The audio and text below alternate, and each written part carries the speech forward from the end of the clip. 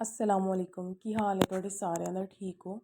ਅੱਜ ਅਸੀਂ ਧੋਤੀ ਮਾਂ ਦੀ ਦਾਲ ਬਣਾਉਣ ਲੱਗੇ ਹਾਂ ਤੇ ਦਾਲ ਮੇਰੀ ਅੰਮੀ ਨੇ ਚੁਣ ਲਈ, ਸਾਫ਼ ਕਰ ਲਈ ਤੇ ਹੁਣ ਅਸੀਂ ਇਹ ਮਸਾਲਾ ਇਹ ਵੀ ਤਿਆਰ ਕਰ ਲਿਆ। ਇਹ ਪਿਆਜ਼, ਹਰੀਆਂ ਮਿਰਚਾਂ ਤੇ ਲਸਣ ਹੈ ਤੇ ਇਹ ਵੀ ਸਾਫ਼ ਕਰਕੇ ਤੇ ਫਿਰ ਮੈਂ ਰੱਖ ਲਿਆ ਸੀ। ਤੇ ਅੱਜ ਅਸੀਂ ਇਹ ਰੋਟੀਆਂ ਦੇ ਨਾਲ ਬਣਾਉਣੀ ਆ। ਅਸੀਂ ਰੋਟੀਆਂ ਦੇ ਨਾਲ ਖਾਣੇ, ਮੇਰੀ ਅੰਮੀ ਨੂੰ ਬੜੀ ਪਸੰਦ ਹੈ ਤੇ ਅਸੀਂ ਬੜੀ ਬਣਾਉਂਦੇ ਹਾਂ ਦਾਲ। ਤੇ ਇਹ ਵੇਖੋ ਅਸੀਂ ਪੌਦੇ ਘਰ ਲਗਾਏ, ਦੋ ਤਿੰਨ ਇਹ ਲਾਏ ਤੇ ਮੈਂ ਕਿਹਾ ਹੋਰ ਵੀ ਲਿਆ ਕੇ ਲਾਓ।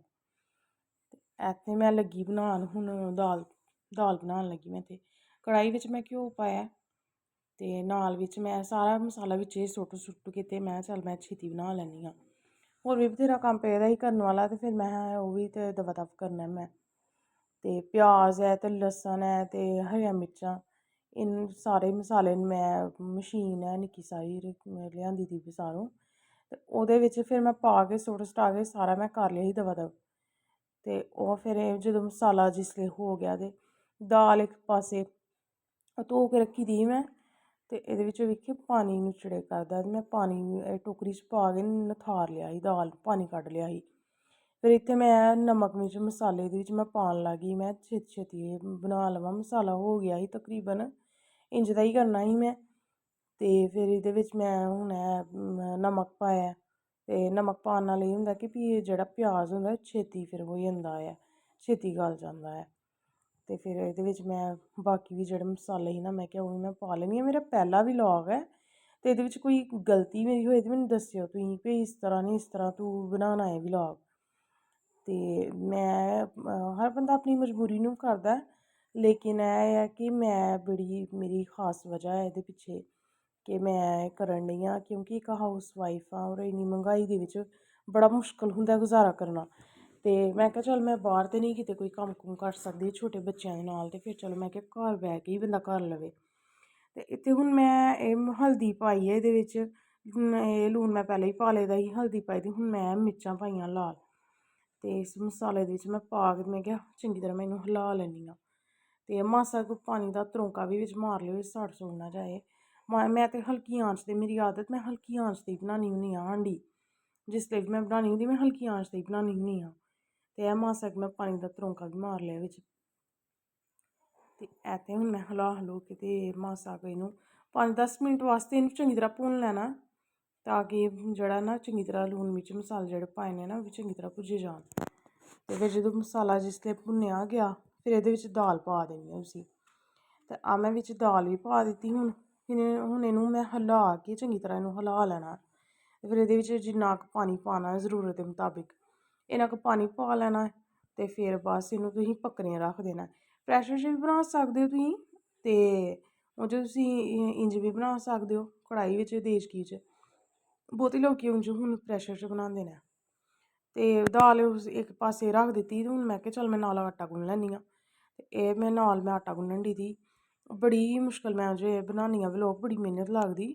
ਤੇ ਮੈਨੂੰ ਇਹ ਸਬਸਕ੍ਰਾਈਬ ਕਰ ਦਿਓ ਮੇਰੇ ਚੈਨਲ, ਨਾਲੇ ਲਾਈਕ ਕਰ ਦਿਓ, ਨਾਲੇ ਸ਼ੇਅਰ ਕਰ ਦਿਓ। ਤੇ ਮੇਰਾ ਪਹਿਲਾ ਵਲੋਗ ਹੈ ਤੇ ਤੁਸੀਂ ਸਾਰੇ ਮੈਨੂੰ ਸਪੋਰਟ ਕਰਿਓ। ਮੈਂ ਬੜੀ ਮੁਸ਼ਕਿਲ ਇਹ ਆਪਣੇ ਘਰਦਿਆਂ ਨੂੰ ਬਣਾ ਕੇ ਤੇ ਮੈਂ ਬਣਾਉਣ ਲਈ ਦੀ ਹਾਂ ਵਲੋਗ। ਤੁਹਾਡੀ ਮਿਹਰਬਾਨੀ, ਮੈਨੂੰ ਸਾਰੇ ਤੁਸੀਂ ਮੈਨੂੰ ਨਾ ਸਪੋਰਟ ਕਰਿਓ। ਤੇ ਇੱਥੇ ਮੈਂ 3 ਹੀ ਰੋਟੀਆਂ ਬਣਾਉਣੀਆਂ ਸੀ ਤੇ ਫਿਰ ਮੈਂ ਕਿਹਾ ਚੱਲ ਮੈਂ ਛੇਤੀ ਮੈਂ ਦਵਾ ਦਵ ਬਣਾ ਲੈਂਦੀ ਹਾਂ ਰੋਟੀਆਂ ਵੀ। ਤੇ ਇੱਕ ਪਾਸੇ ਦਾਲ ਹੋ ਗਈ ਤੇ ਨਾਲ ਮੈਂ ਆਟਾ ਗੁੰਨ ਕੇ ਦਵਾ ਦਵ ਮੈਂ ਰੋਟੀਆਂ ਵੀ ਲੱਗੀ ਬਣਾਉਣ। ਆਟਾ ਉਂਝ 5-10 ਮਿੰਟ ਵਾਸਤੇ ਰੱਖਣਾ ਚਾਹੀਦਾ, ਮੈਂ ਰੱਖਣੀ ਹਾਂ ਉਂਝ ਇਸ ਤਰ੍ਹਾਂ ਗੁੰਨ ਕੇ ਨਾ 5-10 ਮਿੰਟ ਵਾਸਤੇ ਮੈਂ ਰੱਖਣੀ ਹਾਂ ਆਟਾ। ਤੇ ਫਿਰ ਉਹਦੇ ਨਾਲ ਇਹ ਹੁੰਦਾ ਰੋਟੀ ਬੜੀ ਸੋਹਣੀ ਬਣਦੀ ਹੈ। ਤੇ ਫਿਰ ਮੈਂ ਰੋਟੀ ਬਣਾਈ ਕਰਦੀ ਤੇ ਇੱਕ ਨਾਲ ਮੈਂ ਇੱਕ ਕੰਮ ਕਰ ਲੈਂਦੀ, ਫਿਰ ਨਾਲ ਮੋਬਾਇਲ ਫਿਰ ਫੜ ਕੇ ਵੀਡੀਓ ਬਣਾ ਲੈਂਦੀ ਹਾਂ। ਤੇ ਮੇਰਾ ਕਿਉਂਕਿ ਮੈਂ ਆਪੇ ਵੀਡੀਓ ਬਣਾਉਣੀ ਆ ਨਾਲ ਆਪੇ ਹੀ ਕੰਮ ਕਰਨਾ ਤੇ ਬੜੀ ਮੁਸ਼ਕਿਲ ਦੇ ਨਾਲ ਫਿਰ ਬਣਦੀ। ਤੇ ਤੁਸੀਂ ਸਾਰੇ ਮੈਨੂੰ ਸਪੋਰਟ ਕਰਿਓ, ਤੁਹਾਡੀ ਮਿਹਰਬਾਨੀ, ਮੈਨੂੰ ਸਾਰੇ ਸਪੋਰਟ ਕਰਿਓ। ਤੇ ਗੱਲਾਂ ਵਿੱਚ ਮੈਂ ਰੋਟੀਆਂ ਵੀ ਨਾਲ ਹੀ ਬਣਾਉਣ ਦੀ ਦੀਆਂ। ਤੇ 3 ਹੀ ਰੋਟੀਆਂ ਬਣਾਉਣੀਆਂ ਸੀ। ਇਹ ਦੁਪਹਿਰ ਦਾ ਟਾਈਮ ਹੀ, ਦੁਪਹਿਰ ਦੀ ਰੋਟੀ ਮੈਂ ਬਣਾਈ ਕਰਦੀ ਸੀ। ਤੇ ਮੈਂ ਕਿਹਾ ਚੱਲ ਮੈਂ ਇਹ ਛੇਤੀ ਮੈਂ ਬਣਾ ਲੈ। ਮੇਰੀ ਭੈਣ ਕਹਿਣ ਡਈ ਚੱਲ ਮੈਂ ਬਣਾਉਣੀ, ਮੈਂ ਨਹੀਂ ਮੈਂ ਬਣਾ ਲੈਂਦੀ ਹਾਂ। ਉਹਦੀਆਂ ਰੋਟੀਆਂ ਮੈਨੂੰ ਨਹੀਂ ਪਸੰਦ ਆਉਂਦੀਆਂ, ਜਿਹੜੀ ਸੱਚੀ ਗੱਲ ਹੈ, ਮੈਨੂੰ ਨਹੀਂ ਉਹਦੀਆਂ ਰੋਟੀਆਂ ਪਸੰਦ ਆਉਂਦੀਆਂ।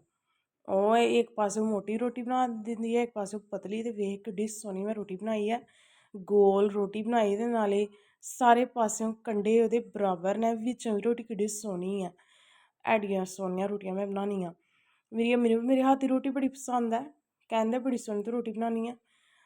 ਤੇ ਉਂਝ ਬੰਦਾ ਮੇਰਾ ਨੁਕਸ ਕੱਢ ਦਿੰਦਾ ਹੁੰਦਾ, ਬੜਾ ਫਿਰ ਮੈਨੂੰ ਕਹਿਰ ਆਉਂਦਾ ਇਹ ਤੇ ਇਹ ਮੈਂ ਰੋਟੀਆਂ ਵੀ ਨਾਲ ਮੈਂ ਬਣਾ ਲਈਆਂ ਨਾ ਮਾਸ਼ਾਅੱਲਾ।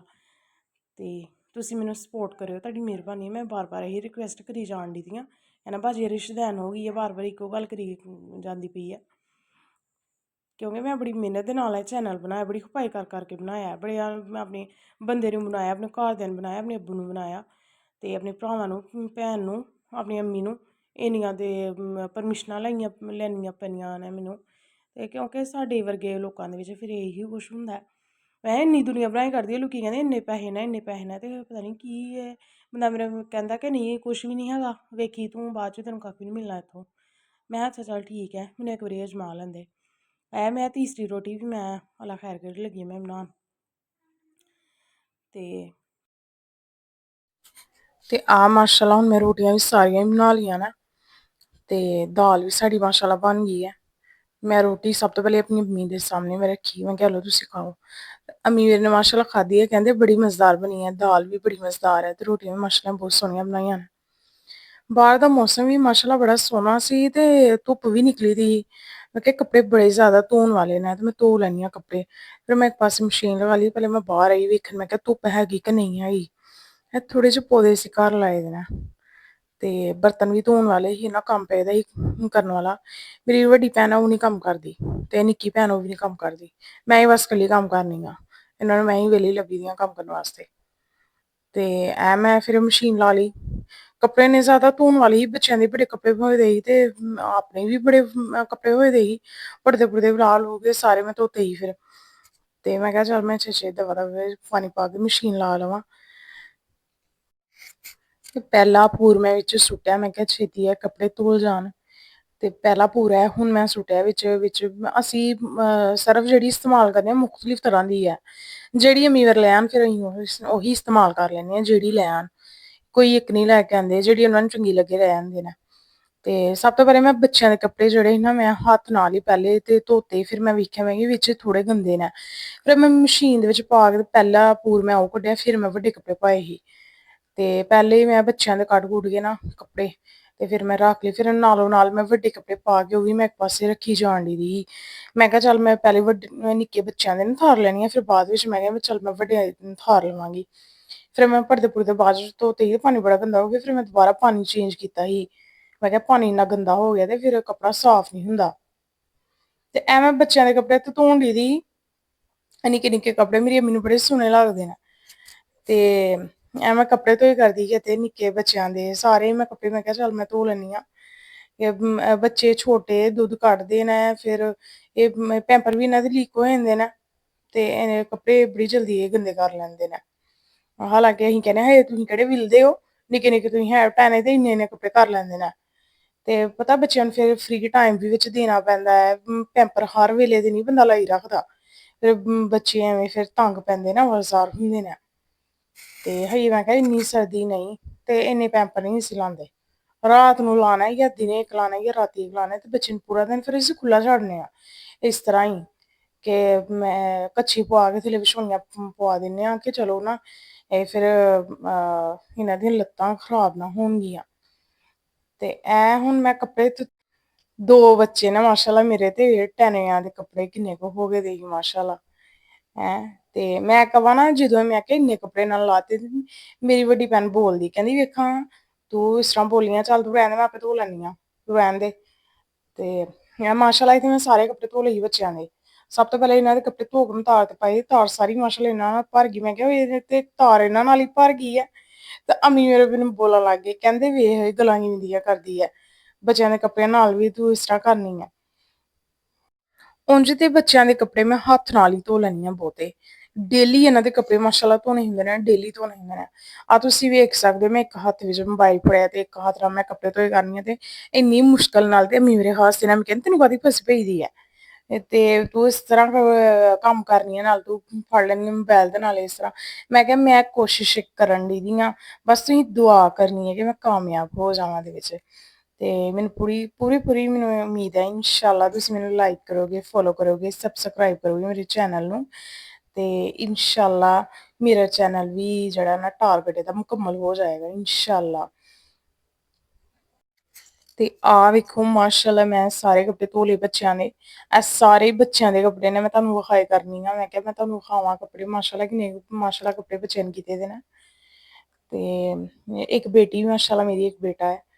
ਤੇ ਦੋਨਾਂ ਦੇ ਕੱਪੜੇ ਕਾਫੀ ਜ਼ਿਆਦਾ ਹੋ ਗਏ ਦੇ ਸੀ। ਇਹਨਾਂ ਨੇ ਕਾਫੀ ਕੱਪੜੇ ਇਹਨਾਂ ਦੇ ਹੋ ਗਏ ਸੀ। ਤੇ ਕੱਲ ਰਾਤ ਨੂੰ ਧੋਣੇ ਸੀ, ਤੇ ਮੈਂ ਕਿਹਾ ਚੱਲ ਮੈਂ ਸਵੇਰ ਮਸ਼ੀਨ ਲਗਾਉਣੀ ਆ, ਮਸ਼ੀਨ ਦੇ ਵਿੱਚ ਪਹਿਲਾਂ ਪੂਰ ਕੱਢ ਲਾਂਗੀ।